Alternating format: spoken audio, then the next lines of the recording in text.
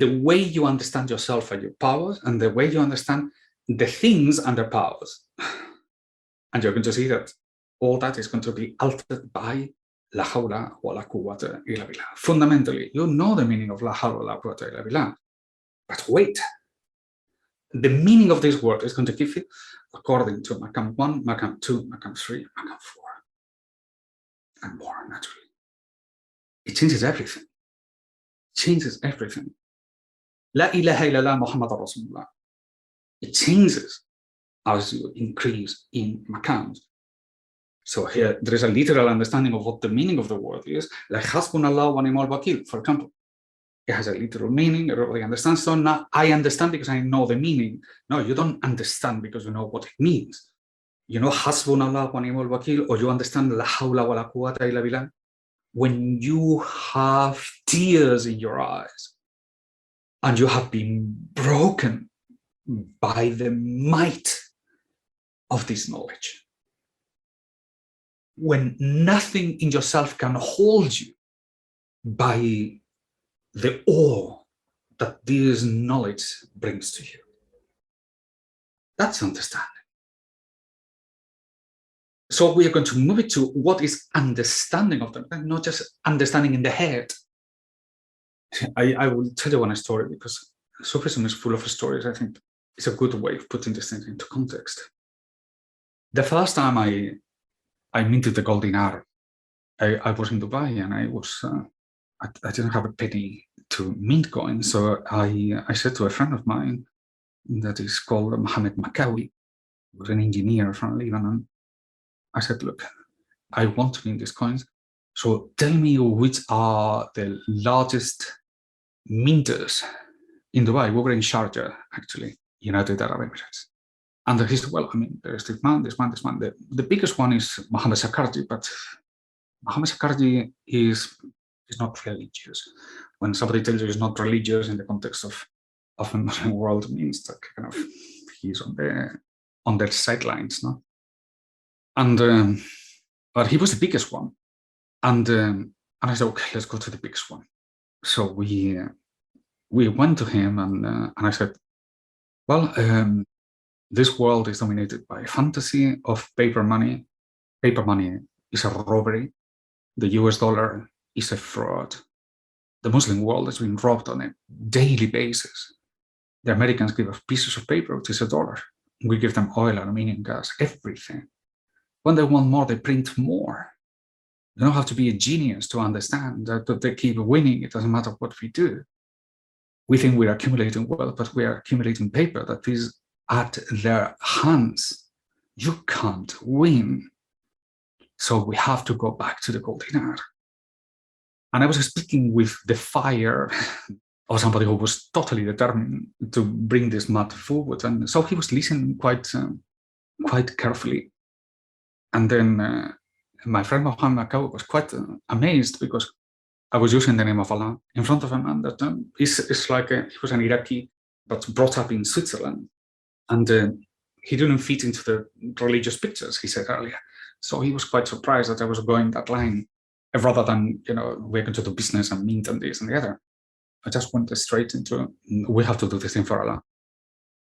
And the man, he looked at me and he said, well, I mean, what you are saying shows that you have no understanding whatsoever of what the business of gold is. You have no understanding at all. This world is totally dominated by the power of America. This government here in UAE, they're just following what the Americans do. And what do you think the other Muslim countries do? Whatever the Americans tell them to do. These people are behaving according to the masters, and the masters are them. Nothing is going to change. Your coin will go nowhere. So I said, this is completely ridiculous. So when I listened to him, I got really furious. And since I had nothing to lose, I said to him, look, the problem with you is that you believe la hawla wa la quwwata illa United States. You don't believe that the power is for Allah. All I'm asking you to do is to do what Allah has ordered. Do what Allah has ordered us to do. Get rid of this thing that is forbidden to us, and then we will regain our dignity and our power and our status in the world. And I said it so strongly that my friend who had introduced us in the meeting was like horrified, like a kind of, now you start insulting him? Because I said really strongly. But obviously nobody has spoken with this man ever like this. So he looked at me. I was quite young at the time, and he probably felt pity or something. But he said, well, you know what? I don't believe a word of what you're saying. But I'm going to mint the coins for free for you. And I will become your host, and I will do that. Well, it was a great event, but you should have seen the face of Mohammed Makawi, my friend, who was there, because he thought, what has happened here? It was the moment where he would have said, just leave here and don't come ever again. And the man have moved in. The only thing I said to him is, La hawla wa la quwwata illa billah. But I meant it. And somehow it touched the heart of this old Arab. In order to become the largest minter up until today, he has minted more gold in our. He passed away 2 or 3 years ago, Mohammed Shakarji. And he allowed for the beginning of everything that we did afterwards. Immediately after, it was the year 1992, we minted the first gold dinars in Dubai, and we sold Arabian carpets for gold dinars for the first time in the Arabian Peninsula, perhaps since 100 or 150 years ago. La hawla wa la quwwata illa billah. How la hawla wa la quwwata illa billah can lead you to mint gold coins to destroy riba. Interesting. It wasn't because I had the means in my hands, otherwise I would have gone there, signed a contract. I had nothing. But that journey had been built on the basis of tawakkul because of the events that preceded. I had promised to Allah that this journey was in His hands, and He will open up whatever He wanted to open up, and He will close whatever He wanted to close. And it was in these conditions that I did what I did.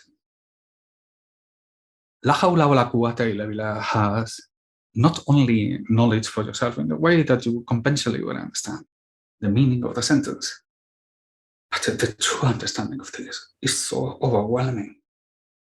It's so overwhelming that one day, if you're lucky and you are persevere, if Allah gives you the permission, you will be flattened by it.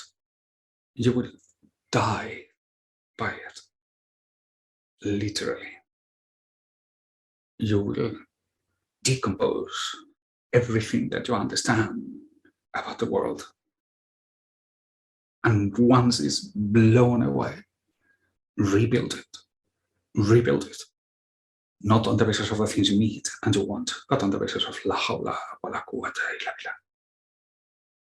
Rebuilding everything that you know on the basis of the pillar of la hawla wa la quwwata illa billah or la ilaha illallah, for they are the same in meaning. And to rebuild everything from la ilaha illallah Muhammad Rasulullah means that I know nothing about this world. Nothing.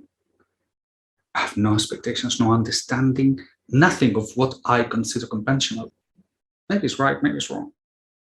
But the only certainty that I have, only as in only, brutally only, to the extent that it makes everything else to become questionable, is La ilaha illallah Muhammad Rasulullah. And then from that La ilaha illallah Muhammad Rasulullah, it brings in concentric order, from that axis of certainty, you have La hawla wa la quwwata illa billah, hasbunallah wa ni'mal wakeel, and everything that Allah has ordered. Riba is haram. And riba is haram, is an order of Allah. That's it. I don't need further, this is possible, it's not possible, this for here, there. This is what Allah has ordered.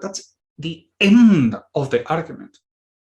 I know nothing but Allah has made this thing haram. My life is composed on the basis of this certainty, not for anything else. I need this, I have to go there, I have a passport there, I have a job here. I have nothing. I have this. This is the full extent of what I'm speaking about. And this thing doesn't happen without the absolute breaking down of everything you consider yourself